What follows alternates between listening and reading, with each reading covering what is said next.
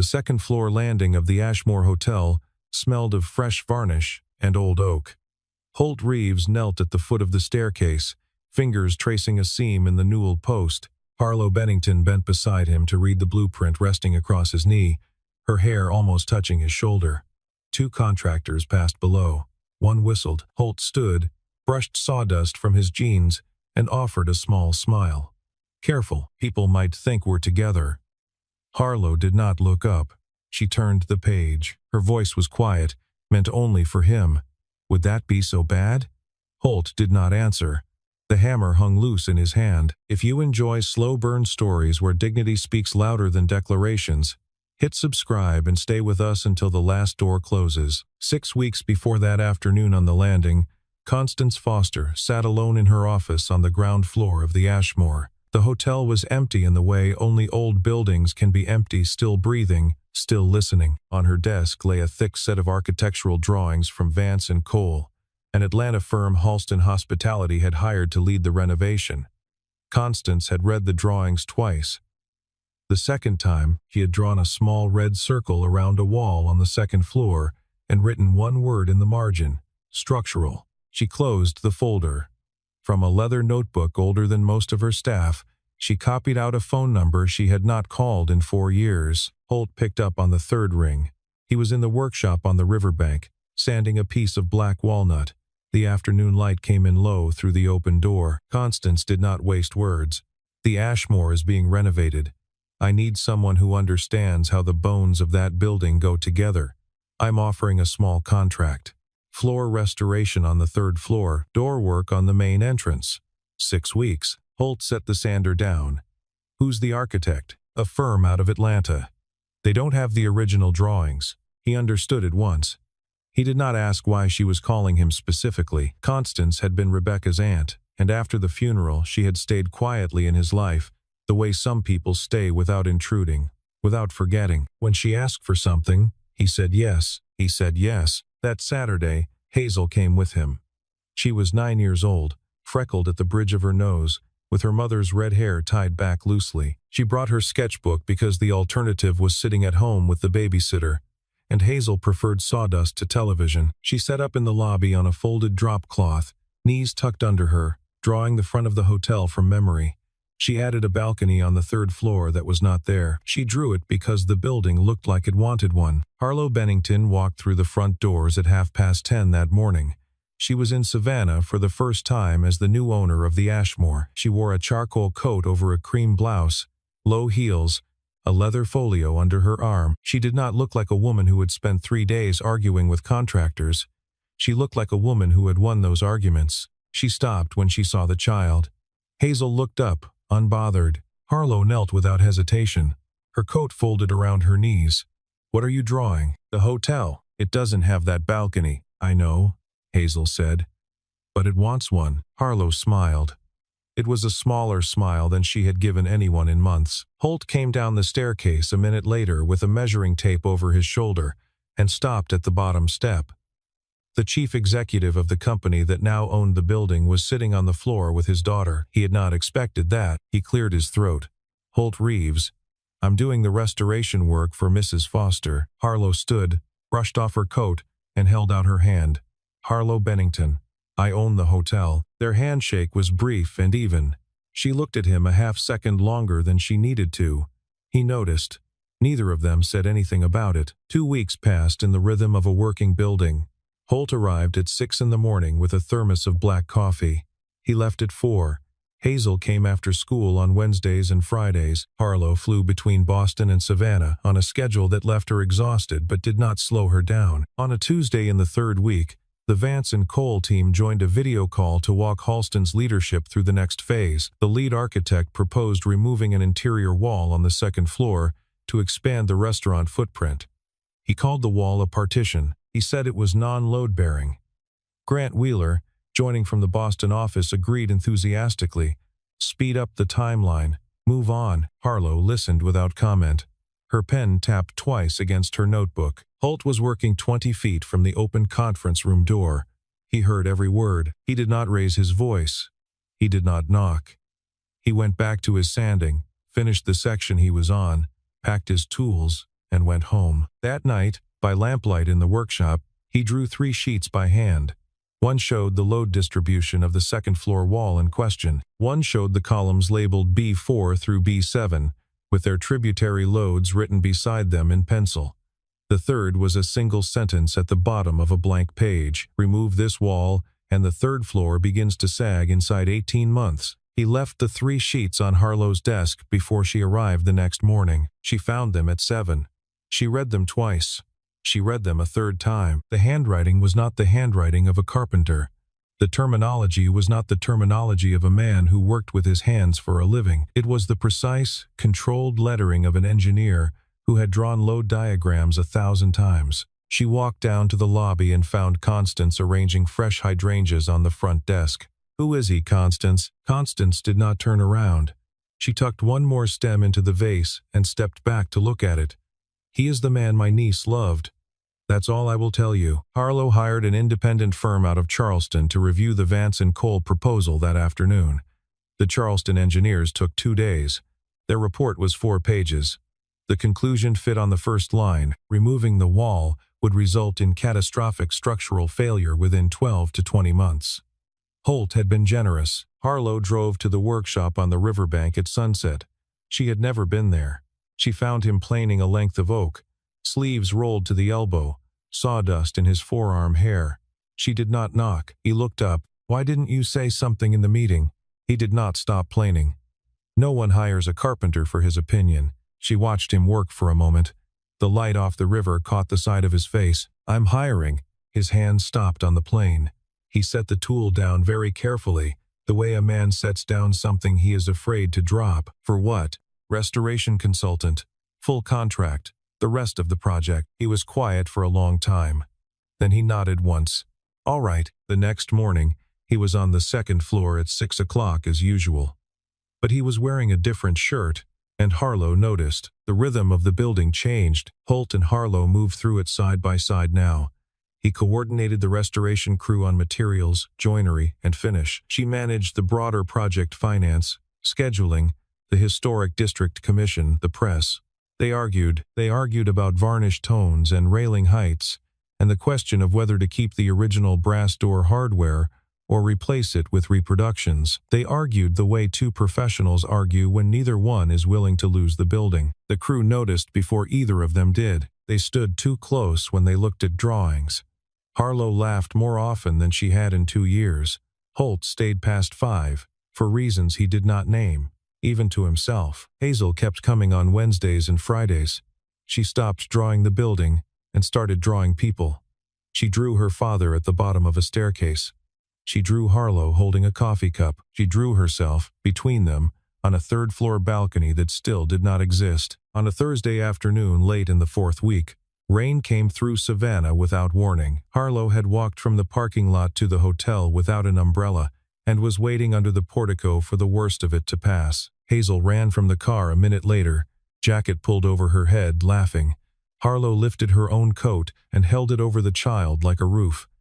They walked into the lobby together. Holt followed, carrying his tools, watching them. Constance saw them from the second-floor window. She watched until they were inside. Then she turned away from the glass and pressed a hand to her chest. That night, Holt lay in the small bedroom above the workshop. He could hear the river through the open window. He thought about Rebecca, the way he had thought about her every night for 4 years. He did not know if a man was allowed to feel relief on an afternoon when his wife had been dead for 51 months. He had no answer for the question. He fell asleep with it still in his mouth. In Boston, Harlow called her younger sister Iris on speakerphone while she pulled on a sweater.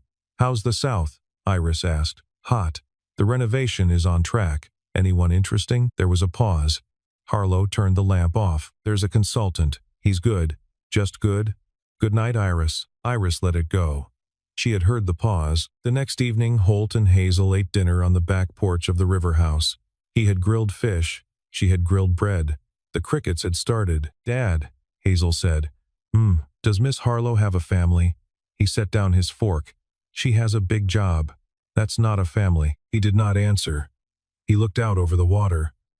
After a moment, Hazel slid off her chair, walked around the table, and leaned against his arm without saying anything else. He put his hand on the back of her head and left it there until the bread had gone cold. The next morning, when Harlow arrived on site, Holt held the lobby door open for her without thinking about it. She walked through it without thinking about it. The crew noticed.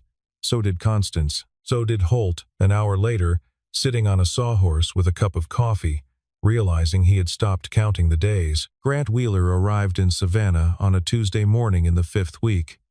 He brought one assistant, one rolling suitcase, and a smile that did not warm anything. He said he had come for a site inspection. He spent 2 days walking the building with a clipboard. He did not ask Holt a single question. He asked the crew several. He stood across the ballroom from Harlow during a brief meeting and watched the way she turned to Holt when a question about ceiling joists came up. He watched the way Holt leaned in slightly when he answered. He took out his phone and took a picture of the two of them at the meeting table. No one noticed. He took several more pictures over the next 40 hours. None of them were scandalous. All of them told a story. On Wednesday afternoon, Grant invited Holt to a coffee shop 2 blocks from the hotel. He paid for both drinks. He sat down across from Holt and folded his hands. "You're local, right? I imagine this contract is unusual for a small operation like yours." Holt sipped his coffee. "It is. I'd be careful about getting too comfortable. People like Miss Bennington don't stay in places like this. She'll go back to Boston eventually. The Ashmore will go on without her. And without you." Holt set down his cup. He paid for his own coffee, even though it had already been paid for. He left a $5 bill on the table and walked out. That afternoon on site, Holt kept his distance. He routed every question to the foreman. He addressed Harlow only as Miss Bennington in front of the crew, even when no one was listening. Harlow registered the change in fewer than 5 minutes. She did not ask him why. She knew. That evening, Constance found Holt in the back office, washing his hands at the small sink. "Wheeler is not the kind of man you fight with a wrench." "I don't fight. That's why I'm telling you. He doesn't fight either. He moves pieces. Don't be one." Holt dried his hands on a clean rag. "I'm not on his board." Constance looked at him for a long moment. "You're on the board he's making." He thought about that all the way home. The next day, Holt stayed on the 3rd floor for most of the morning, working alone on the door frames. He was good at being alone. He had been alone for 4 years. It used to feel like rest. Today, it felt like absence. At lunch, Harlow walked up to the 3rd floor with 2 coffees and 1 apple split in half. She set the apple on the windowsill beside him. She did not say anything. She drank her coffee, looked out the window at the live oaks in the courtyard, and walked back downstairs. He ate the apple. That evening, after the crew was gone, Harlow stood on the 3rd floor balcony, the one that did not exist in Hazel's drawings but did in fact exist on the east side of the building, narrow and wrought iron, and original to 1898. She looked down into the courtyard. Holt was locking the work van. He looked up. Their eyes met across 40 feet of evening air. Both of them looked away. Both of them looked back, a half-second later than they should have. Halston Hospitality held a soft opening preview at the end of the 5th week. The guest list was small by design: a dozen Boston investors, the chair of the Savannah Historic District Commission, 2 reporters from regional travel publications, and 3 members of Halston's board. Harlow needed the evening to go perfectly. Grant made certain the board members were on the flight. He also made certain that they sat at the table closest to the bar, where they could watch Harlow move through the room. Holt was not on the guest list. He was a contractor. Contractors do not attend openings, but Constance had asked him to come in early to check the ballroom floor, freshly finished and not yet walked on. He arrived at 5 o'clock in a clean flannel shirt, dark jeans, and the boots he had worn into the building every day for 6 weeks. He inspected the floor on his hands and knees. He stood and was about to leave when guests began arriving through the front doors. He turned toward the service exit. Harlow caught him there. She was in a dark green dress and low heels. She had her hand on the doorframe. "Stay." He shook his head. "I'm not dressed for it. You built half of what's in this room. Stay." He stayed. For most of the evening, he stood by the back wall of the ballroom with a glass of water. He spoke to no one. He watched Harlow work the room, the practiced smile, the firm handshake, the precise small talk about Savannah's preservation ordinances. Halfway through the evening, a Boston investor asked Harlow about her restoration philosophy. Why keep the original wood? Why keep the original windows? Wasn't modernization the smarter play? Harlow turned, found Holt at the back wall, and lifted her chin slightly. My consultant can answer that better than I can. Every head turned. Holt walked to the front of the room slowly. He did not adjust his shirt. He did not clear his throat. He took the question and answered it in 5 sentences. He spoke about how a building remembers what it was made for. He spoke about the way old oak holds tension differently from new lumber. He said nothing about himself. The investor nodded. So did the chair of the Historic Commission. Grant, at his table by the bar, made a small note on his phone. When the room broke up, the guests drifted out through the front doors and into the warm Savannah night. The string quartet packed up. The catering staff began clearing glasses. Holt walked out the side door to the courtyard. He stood under the largest of the live oaks, where Spanish moss hung low enough to brush his shoulder. Harlow followed him out a minute later. He did not look at her. He looked at the front of the hotel he had just spoken about. "Careful," he said quietly. "People might think we're together." She did not move. Would that be so bad? He did not answer. He did not walk away. They stood under the live oak together, neither of them speaking, neither of them moving. For the length of time it took the last of the catering vans to pull out of the driveway. Then they walked back inside separately, and neither of them looked at the other for the rest of the night. Grant's email went out at 6 the next morning. It went to every member of the Halston board. The subject line read, "Governance Concerns Savannah Project." The attachments were 5 photographs of Holt and Harlow on the site. None of them showed anything. All of them showed too much. There was a chart of the project's revised timeline, marked with delays Grant himself had quietly caused through last-minute supplier changes. There was a 1-page summary recommending the board review Harlow's leadership. By 8, Harlow was on a video call with 5 board members. The questions were direct. She answered them flatly. She did not raise her voice. She did not defend the relationship because she was not, in any actionable sense, in one. When the call ended, she closed her laptop and sat for 10 minutes without moving. Then she walked through the lobby, up the stairs, and onto the 2nd floor, where Holt was kneeling beside a doorframe. "Mr. Reeves." He looked up. He knew before she spoke. "From now on, all communication goes through email. We do not meet privately. We do not stand within 10 feet of one another on this site. The contract continues. The work continues. Nothing else." He nodded. She did not wait for him to say anything. She walked back down the stairs. 3 days passed. Holt worked. Harlow worked. The crew noticed the shift but said nothing. The hotel kept moving toward completion. Every conversation between Holt and Harlow was professional, exact, and as short as the work would allow. They both became very good at not looking at each other. On the morning of the 4th day, Constance closed her office door behind Harlow and laid 3 things on the desk between them. The first was a photocopy of a roster from Hollister and Vane Structural Engineering, dated 2011, the Ashmore Hotel Restoration Project. The name Holt Reeves was halfway down the list, under Junior Structural Engineer. The second was a photograph in a small wooden frame. A man of 25, dark-haired, sunburned, standing on the sidewalk in front of the hotel with his arm around a young woman with red hair. They were laughing at something out of frame. The woman was Rebecca. The third was a single sheet of paper, more recent. A notice from Hollister and Vane confirming that Holt Reeves remained a silent partner of the firm. He had not resigned. He had only stopped taking projects.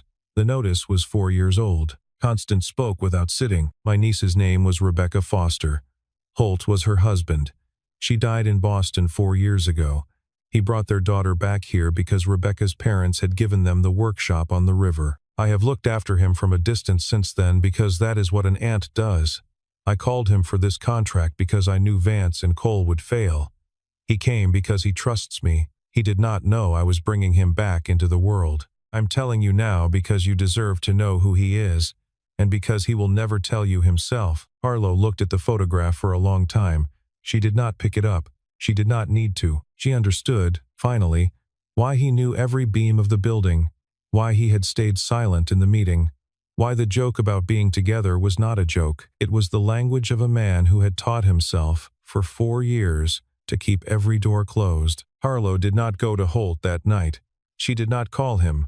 She did not write. She went to her hotel suite, opened her laptop, and reread an audit report she had commissioned 3 weeks earlier and not yet shared with anyone. The report had arrived in her inbox the morning of the soft opening. She had been waiting for the right moment to use it. The audit had been conducted by Deloitte's forensic division. Its subject was every logistics and procurement decision made by Grant Wheeler in the previous 6 months. The report ran to 91 pages. The summary fit on 3. In the past 5 months, Grant had changed material suppliers on the Savannah project 3 separate times, always at the last minute, always introducing delays of 9 to 14 days. Each replacement supplier had a documented financial link through 1 or 2 intermediary entities to Drew Bennington Harlow's former husband. The pattern was not deniable. Harlow forwarded the report to the chair of the Halston board at midnight, with a single line in the body of the email: "Emergency session tomorrow, 8 a.m. Eastern. This is the agenda." The video meeting opened on time. Grant joined from Boston in a navy blazer, looking unrushed. Harlow walked through the report page by page. She did not editorialize. She let the timestamps and the supplier records and the digital fingerprints do the talking. Every email Grant had sent, every signature, every wire transfer routed through subsidiaries. Grant tried once to push back. "These reports can be manipulated. The dates are suggestive, not conclusive." The chair of the board, a woman in her 60s named Eleanor Ash, did not look up from her notes. "Deloitte stands behind this audit." "Are you accusing Deloitte of fraud, Mr. Wheeler?" Grant said nothing. "Step out of the call, please." He left. The vote was unanimous. Grant was terminated for cause. Halston's legal team was instructed to refer the matter to outside counsel for review of possible civil action. The call ended at 9:15. Harlow closed the laptop. Her hands were steady. Her face was not. In Boston, Grant made one final call before security escorted him from the building. He called Andrew Hollister, the founding partner of Hollister and Vane. He told Andrew that Holt Reeves was in Savannah, working as a carpenter under contract with Halston Hospitality. He hoped Andrew would react. He hoped, in some small way, to drag Holt into the wreckage with him. Andrew Hollister listened. He thanked Grant for the information. He hung up. Then he called Holt. Holt was on the riverbank, sitting on the dock with a bottle of beer he had not opened, watching the sun go down. He answered on the second ring. Andrew did not raise his voice. He had been Holt's mentor for 15 years. He had spoken at Rebecca's funeral. "Son, are you ready to come back to the drawing board?" "I don't know." "Then stay there. The chair will still be here. When you know, call me." Holt set the phone down beside him. He looked at the water. That night, Holt drove to the Ashmore. The crew was gone. The cleaners were finishing the ballroom. Harlow was sitting alone at one of the round dinner tables, the chairs around her stacked except for the one she was using. He sat down beside her without asking. She looked at him. "Why didn't you tell me who you were?" "Because I didn't want to be him anymore." The silence held. "But you are standing in the building I measured when I was 25, and it was where I met Rebecca, and I don't know what to do with that." She did not touch him. "You don't have to be him. But stop pretending he never existed." He did not answer. He did not need to. The board reconvened on Friday morning for the formal motion. Grant, no longer an employee, was permitted to attend by phone as a courtesy. He requested time to present his concerns about Harlow's leadership. He used 11 minutes. He cited the timeline. He cited the cost overruns. He cited carefully a personal entanglement with a local contractor that has compromised the chief executive's judgment. Harlow took the floor next. She presented the same Deloitte audit again, this time for the full board. She showed that every cost overrun could be traced to Grant's supplier changes. She showed that every timeline delay had originated from his desk. She produced the Charleston Structural Review, confirming that Vance and Cole's original design would have caused a partial collapse of the building. She produced the consulting contract with Holt Reeves, dated, signed, legally reviewed. She did not defend any relationship. She defended a hiring decision. Then, unexpectedly, a letter arrived in the board's email queue. It was from Andrew Hollister, on Hollister and Vane letterhead. He confirmed that Holt Reeves was among a small group of engineers on the eastern seaboard with documented expertise in 19th century landmark restoration. He confirmed that hiring Reeves for the Ashmore was, in his professional judgment, the correct decision. He did not address any other matter. He did not need to. The motion to remove Harlow as chief executive was withdrawn. The motion to retain her was unanimous. The call ended. Harlow walked from the conference room into the hotel's lobby, through the front doors, and out onto the brick sidewalk. The mid-morning sun was high. The live oaks shaded everything below them. She stood at the curb and breathed. She had kept her company. She had kept her project. She had kept everything she had built since the divorce. It did not feel like winning. It felt like waking up. She walked back inside. In the corridor that led from the lobby to the back stairs, Constance had finally hung something on the wall that she had been holding for 2 weeks. A blueprint, framed in plain dark wood, the original structural drawing of the Ashmore's East Wing, dated April of 2011. At the bottom right, in pencil, 3 initials and a signature, H. Reeves, Junior Engineer. Harlow stopped in front of the frame. She placed her palm flat against the glass. She had walked past that wall every day for 6 weeks. She had not known the signature was there.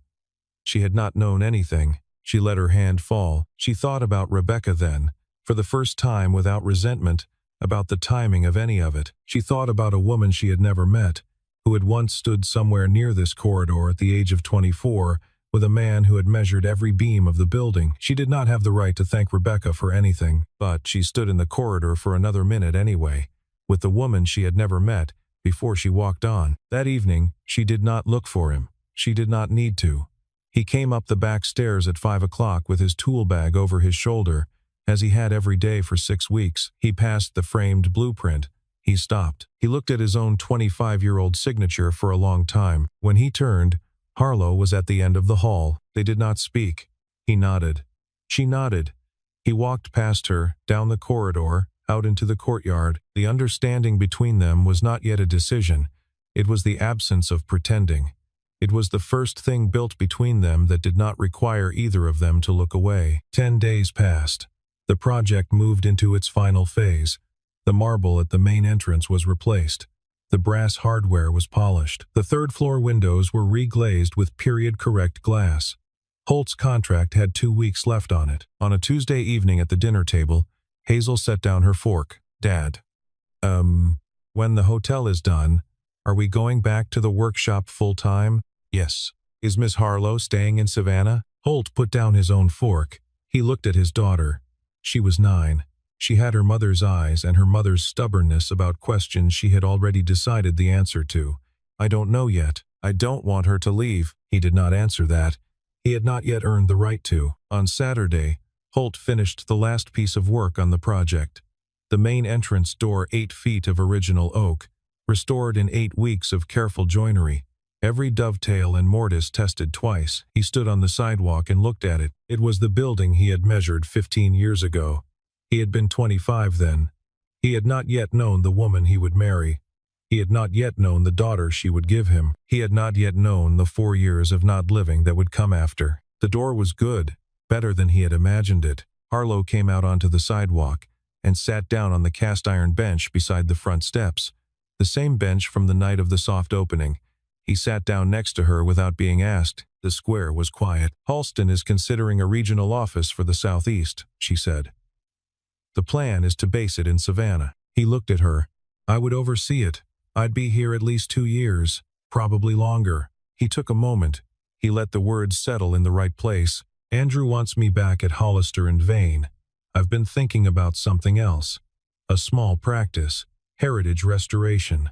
2, 3 projects a year. I take what I learned in Boston and use it here. In Savannah.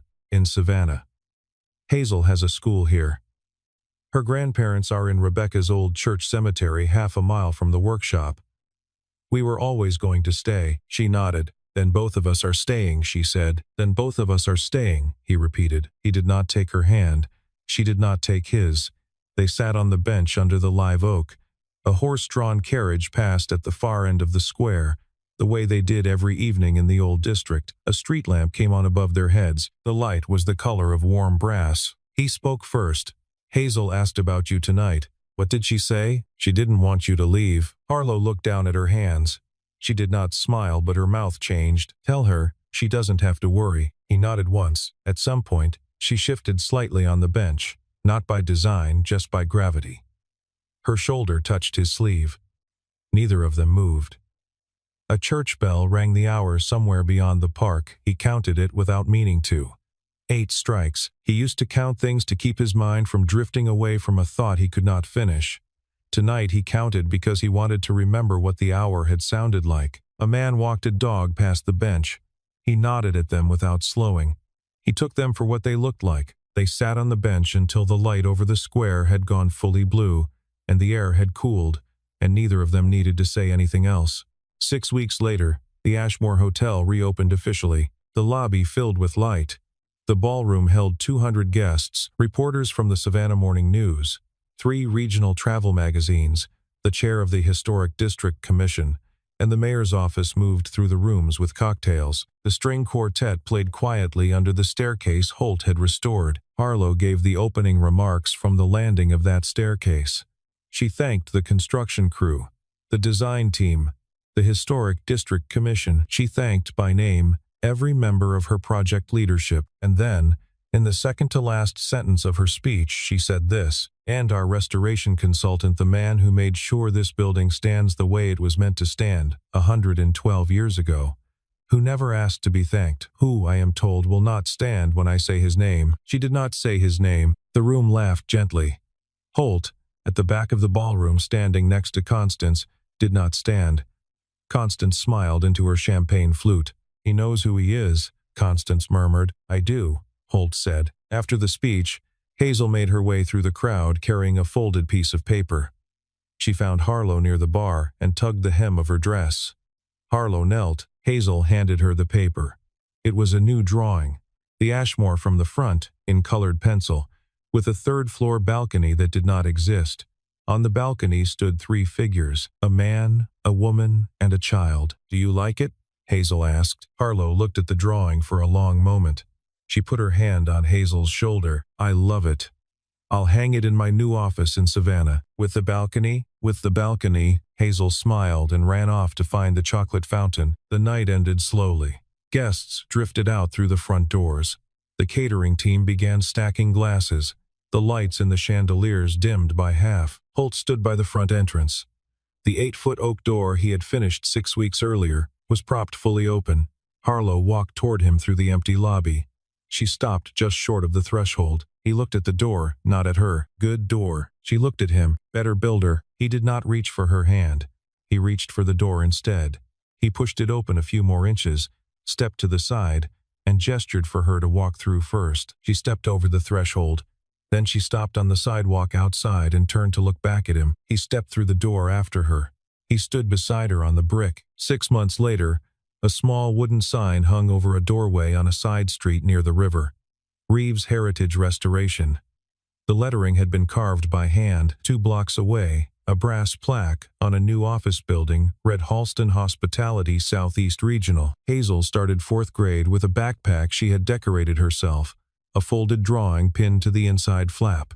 A man, a woman, and a child on a balcony that had finally been built. On a Saturday morning, the 3 of them walked through Forsyth Park. They did not hold hands. They walked beside one another, close enough that anyone watching would have known, and far enough that no one needed to say a name. That oak door was the first door in 4 years he had closed behind him that was not a goodbye.